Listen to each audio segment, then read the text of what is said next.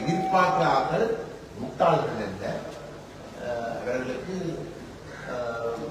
விசாரணை தான் அவர் சொல்லுவாங்க. வெறும் 40 முயற்சிகள் 2க்கும் கடும் பாதிப்பை ஏற்படுத்தும் என்றதுதான் அந்த அர்த்தம். இது அரசாங்கம் வந்ததுக்காக வந்து அரசாங்கம் செய்யுமோ இல்லையோ நாங்கள் கைக்க போறோம்னா அது ஒவ்வொரு அரசாங்கம் 5 வருஷத்துக்கு கொடுக்க கட்சிகளுக்கு இடையிலே ஒரு பொது நிலைப்பாட்டை ஏற்படுத்தி ஆகணும். ஸ்ரீலங்கா அரசாங்கம் வந்து அந்த நிதியை வழங்க முடியாது. குற்றத்தை செய்கிறவன் வந்து தந்த குற்றத்தை வந்து விசாரிக்க முடியாது. ஆகவே ஒரு சர்வதேச முஸ்பாத்தி சொந்தங்களுக்கு வணக்கம். இந்த காணொலியில் எதை பற்றி பார்க்க போகிறோம்டா, இந்த போர்க்குற்றங்கள் சம்பந்தமாக ஜெனீவா அமர்வில் பேசப்பட இருக்கின்றது என்பதும் அது தொடர்பான என்ன விஷயங்கள் சம்பந்தமாக நான் இன்னும் வெளிவரப்போதுன்றதும் ஒரு பெரிய கேள்வியாகவே மக்கள் மத்தியில் இருந்து கொண்டிருக்கிற இந்த சூழ்நிலையில் முன்னைய காலகட்டங்களில் இருந்த அரசாங்கங்களை விட இந்த அரசாங்கம் இந்த போர்க்குற்றங்கள் சம்பந்தமாகவும் மக்களுடைய அரசியல் தீர்வு சம்பந்தமாகவும் பல விடயங்களை எடுக்கும் கையாளும் என்ற நினைப்பு தான் இந்த ஜனாதிபதி தேர்தல் மற்றும் பாராளுமன்ற தேர்தல் வரைக்குமே மக்கள்கிட்ட இருந்தது. ஆனால் அந்த விடயம் படிப்படியாக குறைந்து வருகின்றது என்பது எல்லோரும் அறிந்த விடயம்தான். அது தொடர்பான ஒரு விடயத்தில் வந்து அண்மையில் ஒரு கூட்டம் ஒன்று தமிழ் தேசிய மக்கள் முன்னணி தலைமையில் நடந்திருந்தால் அந்த கூட்டத்தில் பலரும் கலந்து கொண்டிருந்தார். அது தொடர்பான ஒரு ஊடக சந்திப்பை கஜேந்திரகுமார் பொன்னம்பலம் அவர்கள் வைத்திருந்தார். அதில் சில விஷயங்களை அவர் குறிப்பிட்டிருந்தார். குறிப்பாக இந்த ஐக்கிய நாடுகள் மனித உரிமைகள் சபை மற்றும் ஐக்கிய நாடுகள் சபை கூட இன்னுமே இந்த போர்க்குற்றங்கள் சம்பந்தமான விடயங்களில் பின்னுக்கு நிற்கிற ஒரு விடயத்தை காணக்கூடிய மாதிரி இருக்கின்ற ஒரு விடயத்தை சொல்லிட்டு அவர் என்னதை சொல்கிறாருன்னு பார்த்தீங்கன்னா, இப்போ இருக்கிற அன்ரோ குமார திசாநாயக்கனுடைய தேசிய மக்கள் சக்தி அரசாங்கத்தின் அந்த கோரிக்கையின் அடிப்படையில் இந்த ஐக்கிய நாடுகள் சபை கூட இது தொடர்பான விஷயங்களை கொஞ்சம் பின்வாங்கிறத காணக்கூடிய மாதிரி இருக்கின்றது. இப்போ உள்ளக பொறிமுறை ஊடாகத்தான் தீர்வு காணப்படும் என்ற விடயத்தில் தான் ஐக்கிய நாடுகள் சபையும் கொஞ்சம் முனைப்போடு நிற்கிறத காணக்கூடிய மாதிரி இருக்குது. இதில் நாங்கள் ஒரு புது உத்தியை கையாண்டிருக்கணும். இந்த உத்தியில் நிறைய விஷயங்கள் உள்ளடக்கப்பட்டிருக்கின்றது. அதில் குறிப்பாக இந்த ஒரு புதிய இன்னும் ஒரு கடிதம் ஒன்றினை இது தொடர்பாக எழுதுவதற்கு இருக்கின்றோம். அதில் வந்து இந்த விஷயம் தொடர்பாக மக்களுடைய இனப்படுகொலை சம்பந்தமான விடயம் தொடர்பாகவும் மக்களுடைய அரசியல் தீர்வு தொடர்பாக விடயம் தொடர்பாக நாங்கள் என்ன நிலைப்பாட்டில் இருக்கிறோம் என்ற விஷயத்தை முன்னிலைப்படுத்தி ஒரு கடிதம் எழுதி அந்த கட்டத்தில் அனைத்து தமிழ் தேசிய பரப்பில் பயணிக்கிற அனைவருடைய கையொழுப்பம் இட இருக்கின்றது. அதில் தமிழரசு கட்சி கூட இதிலேருந்து விலகி இருக்கலாம். அதில் குறிப்பாக தலைவர், பொதுச் செயலாளர், பாராளுமன்ற உறுப்பினர் என்ற விலகி ஏனையவர்கள் வந்து இதில் கையெழுத்துற ஒரு நிலைமை இருக்கின்றது என்கின்ற பொருள்பட அவர் பேசியிருந்தால் அதில் நிறைய விஷயங்கள் தொடர்பாக இதில் பேசியிருந்தால் அது தொடர்பான காணொலியை நான் அதோட நினைக்கிறேன். பார்த்துக்கொள்ளுங்க.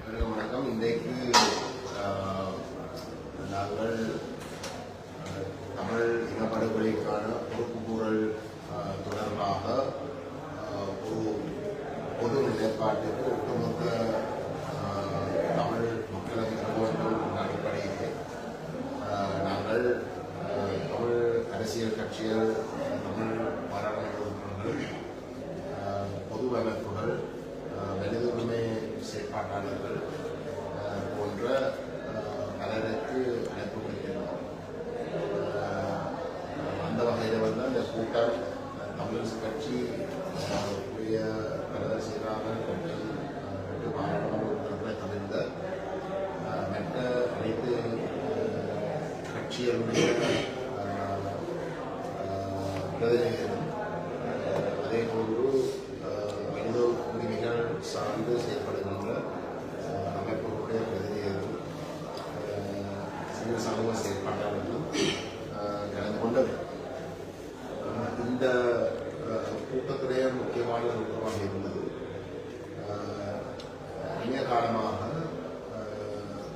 தமிழ் மக்களுக்கு நடைபெற்ற இனப்படுகொலைக்கான பொறுப்புடைய சர்வதேச அரங்கிலே ஜெனீவா மனித உரிமை பேரவையிலே முடக்கப்பட்டது. தீர்மானங்கள் காலகாலமாக நிறைவேற்றப்பட்டு அந்த தீர்மானங்கள் எந்த விதத்திலும் செயல்வடிவத்திலே முன்னெடுக்கப்படாமல் ஆனால் ஏதோ அங்கே நடப்பதாக பாதிக்கப்பட்ட மக்கள் கணிசமாக ஏமாற்றப்பட்டு பொறுப்புகளுக்கான வாய்ப்புகளும் அதுக்குரிய சாட்சியங்களும் படிப்படியாக இழந்து போகின்ற ஒரு நிலையால் தொடர்ச்சியாக இருந்தது. இன்றைய காலகட்டத்தில் அது முற்றுமுழுதாக முடிவுக்கு வருகின்ற அபாயம், தமிழ் மக்களுடைய இனப்படுகொலைக்கான பொறுப்புள்ள விஷயம் முற்றுமுழுதாக முடிவுக்கு வருகின்ற ஒரு அபாயம் ஏற்படுகின்ற அளவுக்கு நிலைமைகள் மோசமடைந்திருந்தது. விசேஷமாக இந்த தேசிய மக்கள் சக்தியினுடைய அரசாங்கம் ஆட்சிக்கு வந்தது ஐநாவுடைய அலுவலகமே, இலங்கையிலே இருக்கக்கூடிய ஐநாவுடைய அலுவலகமே ஒரு அரசுடைய ஒரு அங்கமாகவும் அரசுக்கு ஒரு அங்கீகாரத்தை தேடி போகின்ற ஒரு வடிவத்திலே செயல்படுகின்ற அளவுக்கு நிலைமைகள் மோசமடைந்திருந்தது. பரவலாக வடகிழக்கிலே இருக்கக்கூடிய பாதிக்கப்பட்ட மக்கள் உடைய அமைப்புகளுடைய கருத்தாக இந்த விடயம் தொடர்பாக ஐநாவுடைய மனித உரிமை ஆணைக்குழுவுக்கும் அதே போன்று அங்கே இருக்கக்கூடிய மனித உரிமை ஆணையாளர்களுடைய அலுவலகத்துக்கும் இந்த விஷயங்கள் எழுத்து மூலமாக கூட அவர்கள் முறைப்பாடு செய்யும் இருந்தது. அது மட்டும் இல்லாமல் அரசாங்கம் கட்டித்தனமாக இன்றைக்கு ஐநாவுக்குள்ளே இருக்கக்கூடிய பலவீனத்தை பயன்படுத்தி தமிழருடைய இனப்படுகொலைக்கான சர்வதேச பொறுப்புக்கூறல் என்ற கோரிக்கையை முற்றுமுழுதாக முடக்குவதற்கு ஒரு புது யுக்தி ஒன்று கடைபிடிக்க தொடங்கி விசேஷமாக இவர் கேள்விப்பட்டிருக்கின்ற அரசாங்கம் ஒரு புதிய சுயாதீன பப்ளிக் ப்ராசிக்யூட்டர்ஸ் ஆஃபீஸ், சுயாதீன public prosecutors office, independent public prosecutors office என்ற ஒரு கட்டமைப்பை உருவாக்கி ஏபிசி டிபார்ட்மெண்ட்டுக்கு பதிலாக உருவாக்கி அதிகூடாக அனைத்து விடயங்களையும் நேரடியாக கடைபிடிக்கலாம் என்ற ஒரு போலியான நம்பிக்கையை ஐநாவும் கூடாகவே கட்டிடப்படுத்தக்கூடிய முயற்சி மிக தீவிரமாக முன்னெடுக்கப்பட்டது. அதுக்கு தெரிஞ்சோ தெரியாமலோ துரதிருஷ்டவசமாக தமிழரசு கட்சியினுடைய அண்மை கால கடிதம், செம்மணி தொடர்பான கடிதம் அமைந்திருந்தது. இந்த பின்னணி, இந்த ஆபத்தை விலகிக் கொண்டுதான் நாங்கள் உண்மையிலே அனைவரையும் ஒருங்கிணைத்து ஒரு புது நிலைப்பாட்டுக்கு வரணும். விசேஷமாக தமிழரசு கட்சியை ஒருங்கிணைத்து இந்த கொண்டு முயற்சி எடுத்தார்கள். துரதிருஷ்டவசமாக தமிழரசு கட்சி அதிலே கலந்து கொள்ள இல்லை என்று அவர்கள் கட்சி ரீதியாக தீர்மானித்ததாக எங்களுக்கு அறிவிக்கப்பட்டிருக்கிறது. இந்த கூட்டம் நடைபெற்றது. இந்த கூட்டத்தில் வந்து ஏகமனதாக முடிவெடுக்கப்பட்டது. ஒரு புதிய ஒரு கோரிக்கை கடிதம் வந்து நாங்கள் தயாரிக்க வேண்டும்.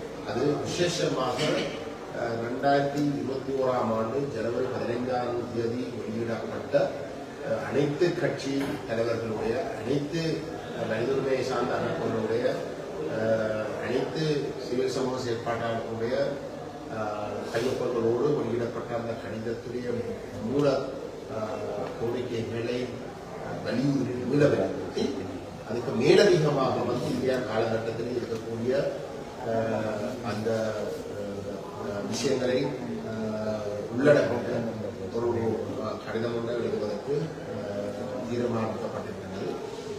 அது மிக விரைவாக அந்த கடிதம் வெளிக்கொண்டு வருவதற்கும் அனைத்து செயற்பாடுகளும் முன்னெடுக்கப்படும். அதனுடைய உள்ளடக்கங்கள் கொள்கைகளிலே ஏகமனதாக வந்து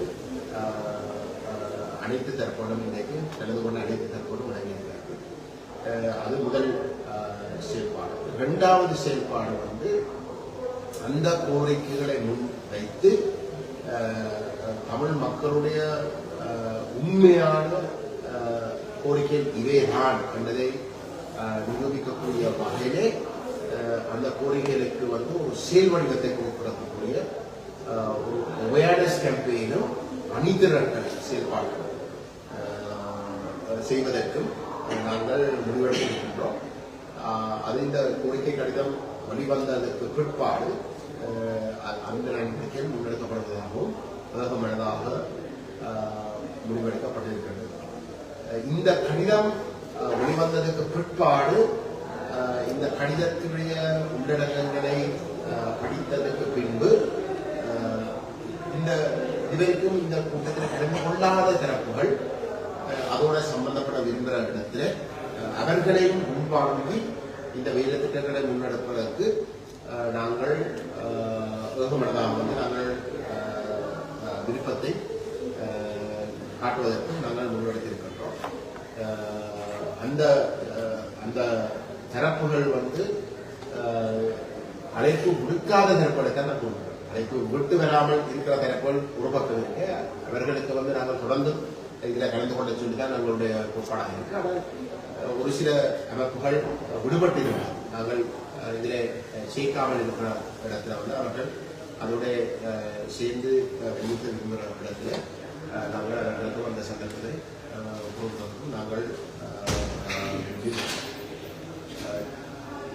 ஜெனீவா அமர்வுகள் தொடங்குறதுக்கு முன்பதாக எங்களுடைய முக்கியமான நோக்கமாக இருந்தது இந்த கோரிக்கைகளை தவிர்த்து ஜெனீவாவில் எடுக்கப்படுகின்ற முடிவுகள் பாதிக்கப்பட்ட மக்களால் ஏற்றுக்கொள்ளப்படாது என்ற ஒரு தெளிவான செய்தியை சர்வதேச மட்டத்திலே கட்டும் அழுத்தத்தை ஏற்படுத்துகின்ற ஒரு செயல் வடிவத்தை ஏற்படுத்துவதுதான் எங்களுடைய பிரதான நோக்கமாகவும் இருக்க வேண்டும் என்பதை மிகப்பெரிய ஒரு மக்களாணை கொண்ட தமிழரசை பற்றி உங்களுடைய இந்த முயற்சியில பங்குபடாமல் இருப்பதை பற்றி நீங்கள் தமிழரசு கட்சி மக்களிடம் ஆணை கிடைக்கின்ற போது ஒரு சர்வதேச குற்றவியல் விசாரணை என்ற விடயத்தை தான் ஆணையை பெறுகின்றது. ஒரு சமஷ்டி தீர்வு என்று சொல்லித்தான் ஆணையை பெறுகின்றது.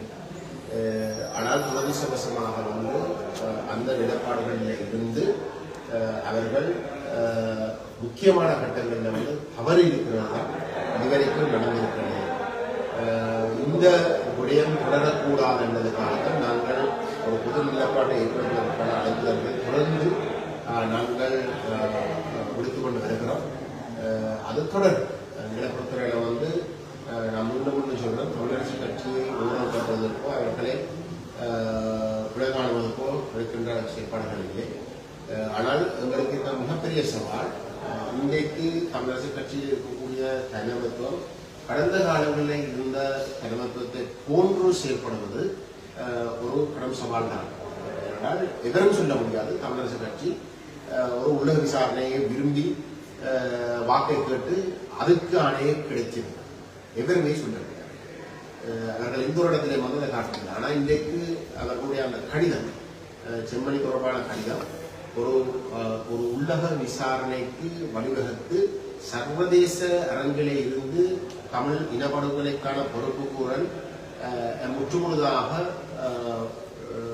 எடுத்துவிடலாம் என்ற ஒரு நிலையை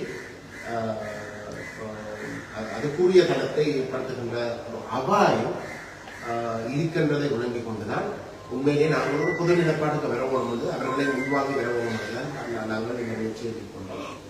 துரதிர்ஷ்டவசமாக அவர்கள் வராமல் இருக்கிறது ஒரு பாதிக்கப்பட்ட மக்களுக்கு இனப்படுகொலைக்கான ஒரு சர்வதேச குற்றவியல் நீதியை கேட்கிறவர்களுக்கும் ஒரு கடும் சவாலாகத்தான் இருக்கு.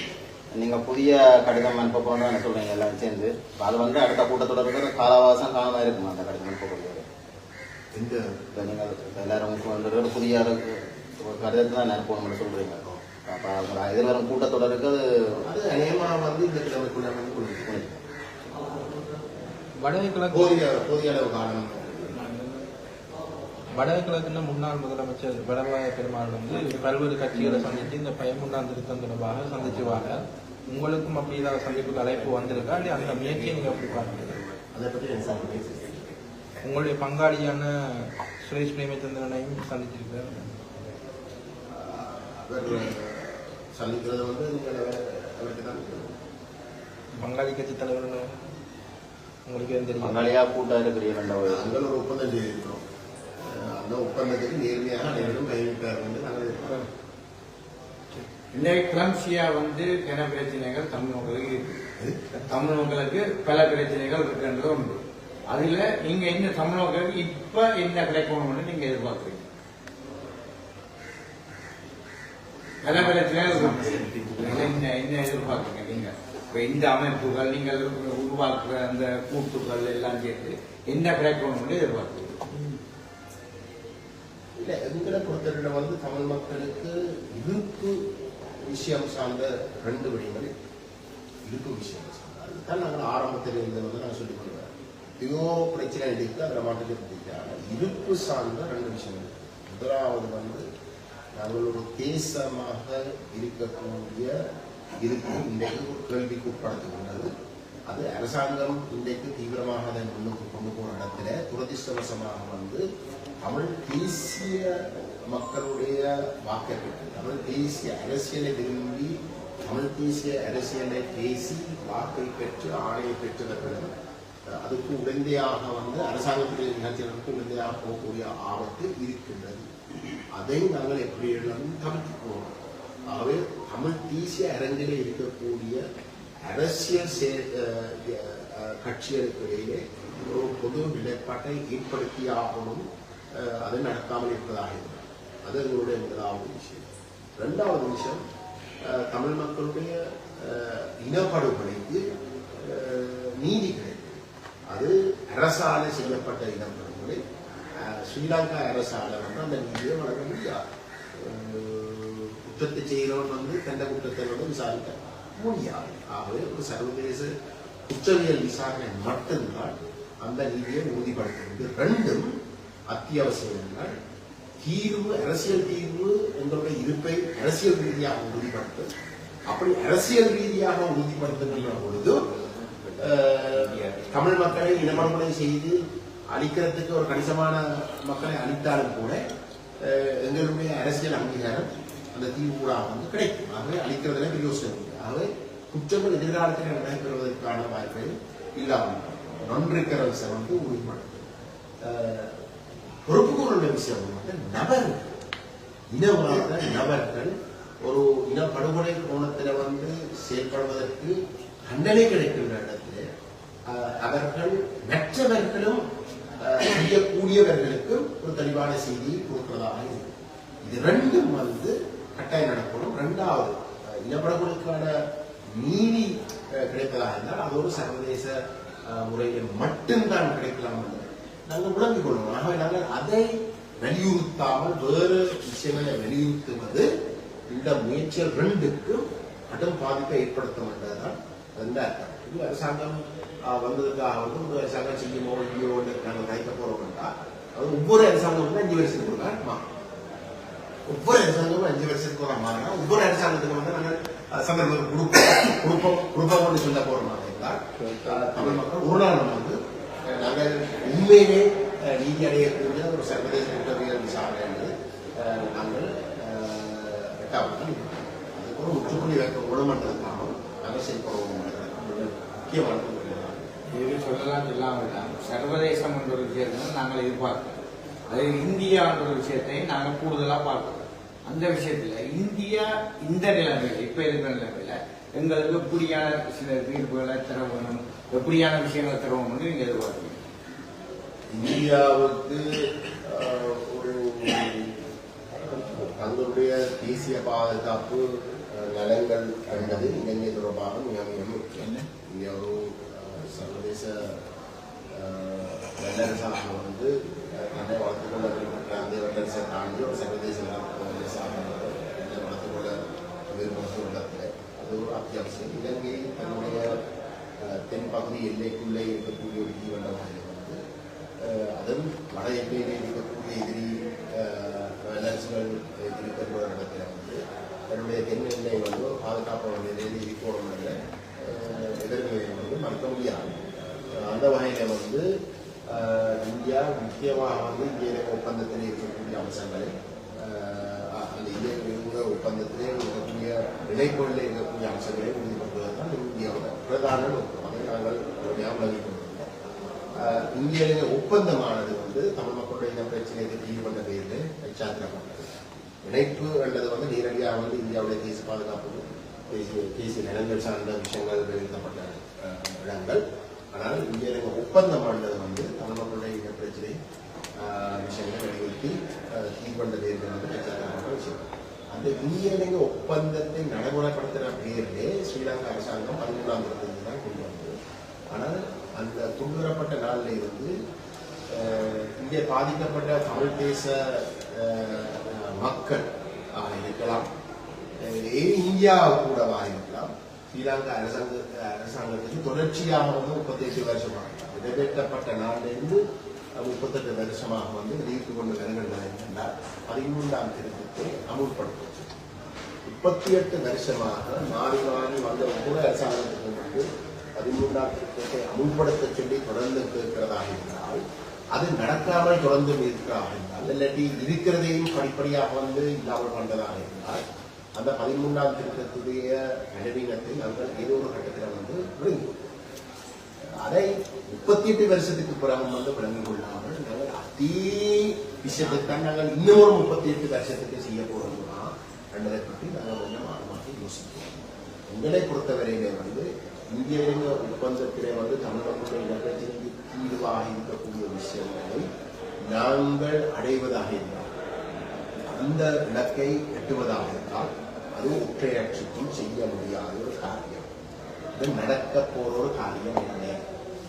அதை விளங்கிக் கொள்ளாமல் நாங்கள் சும்மா ஒற்றையாட்சிக்குள்ளே இருக்கிற ஒரு விஷயத்தை நடைமுறைப்படுத்த சொல்லி கேட்பது என்பது எங்களை பொறுத்தவரைக்கும் ஆகவே நாங்கள் அதை தாண்டி பயணிப்போம். இந்திய இலங்கை ஒப்பந்தத்திலே இருக்கக்கூடிய அம்சங்களை நேர்மையாக பாதிக்கப்பட்ட தமிழ் மக்களுக்கு கிடைப்பதாக இருந்தால், அது ஒரு சமஷ்டி ஆட்சி முறை, குறைந்தபட்சம் ஒரு சமஷ்டி ஆட்சி முறை ஊடாக மட்டும்தான் என்பதை நாங்கள் விளங்கிக் கொண்டு செயல்படணும். எல்லாத்தையும் நாங்கள் தொடர்ந்து அந்த ஐன்ஸ்டைன் சொன்ன ஒரு விஷயத்தை செய்ய செய்ய அதை விடையாக இருக்க அதை மாற்றணும்னு கேட்டால், அதே அணுகுமுறையை தொடர்ந்து செய்தால மாற்றத்தை ஏற்படுத்த முடியாது. அதே அணுகுமுறையை தொடர்ந்து செய்து மாற்றத்தை எதிர்பார்க்கிறார்கள் முட்டாள்கள் என்ற அவர்களுக்கு விசாரணை தான் அவர் சொல்லுவாங்க. அதெல்லாம் பார்த்தோமே 38 வருஷத்துக்கு பிறகு நாங்கள் இதே தான் நாங்கள் திரும்பவும் கேட்க போறோம்னா ஒரு வித்தியாசம் நடக்க நாங்கள் கற்றுக்க சொல்லுவோம். இன்றைக்கு ஸ்ரீலங்கா அரசை இந்த ஒற்றையாட்சியின் வடிவத்தை தாண்டி வலியுறுத்த வச்சது உண்மையிலே தமிழக விடுதலை இயக்கத்துடைய சரி, தமிழீழ விடுதலை புலிகள் இயக்கத்துடைய போராட்டம் தனித்தமிழகத்தை கேட்கிற இடத்துல அதுக்கு மாற்றீடாவது அந்த தனித்தமிழர்களுக்காக கொடுக்க தயார் இல்லைன்னு, அது தேவையில்லை, நாங்கள் வேறு விதமாக நாங்கள் கொடுக்க தயாரின்றதுக்காக தமிழீழ விடுதலை புலிகள் இயக்கத்துடைய கோரிக்கையை ஏதோ வகையில் உச்சப்படுத்த ஸ்ரீலங்கா அரசாங்கம் பேசி அந்த பின்னணியில தான் 2001ஆம் ஆண்டு பொருள்நிறுத்த உடன்படிக்கைக்கு அந்த நிலைமை அந்த பின்னணி உருவாக்கும். ஆகவே நாங்கள் அதிலே இருந்த ஆளுநர்கள் உணர்ந்திக் கொள்வோம். நாங்கள் எந்த அளவுக்கு உணர்ந்து போறோமோ அந்த அளவுக்கு அவர்கள் அதுக்கும் கூட இறக்கிக் கொண்டு போவார்களே தவிர நாங்கள் விரும்புகின்ற உண்மையான அதிகாரங்களை கொண்ட தமிழ் தேச இருப்பை உறுதிப்படுத்தக்கூடிய ஒரு நிலைமை நாங்கள் அடைய போவது இல்லை. ஆகவே தான் நாங்கள் சொல்றோம், இந்த 13ஆம் திருத்தத்தில் இருக்கக்கூடிய அம்சங்களை அடைவதாக இருந்தாலும் கூட நீங்கள் ஒற்றையாட்சிக்குள்ளே இருக்கக்கூடிய 13ஆம் திருத்தத்தை பற்றி நீங்கள் கலைக்கிற வரைக்கும் நீங்கள் அதை அடைய போவதில்லை. மாறி நீங்கள் சமஷ்டி என்ற விஷயத்தை உருக்கமாக நீங்கள் கடைப்பிடிப்பது உண்டாக அதை கொடுக்காமல் ஏதோ ஒரு வகையில இதை வச்சுக்கொண்டு சமாளிக்கிறதுக்காவது அவன் 13ஆம் திருத்தத்தை வச்சுக்கொண்டு ஏதோ ஒன்று செய்ய பார்ப்பானே தவிர நீங்கள் 13ஆம் திருத்தத்தை கேட்டாலும் அதுக்கு இன்னும் குறையத்தான் கேட்பிடும். ஆகவே எல்லாத்தையும் விடும் ஒரு நடைமுறை அரசியல் என்று பார்த்தாலும் கூட 13ஆம் திருத்தத்தை பற்றி தான் பேசிக்கொண்டிருப்பது திமுக தரப்பு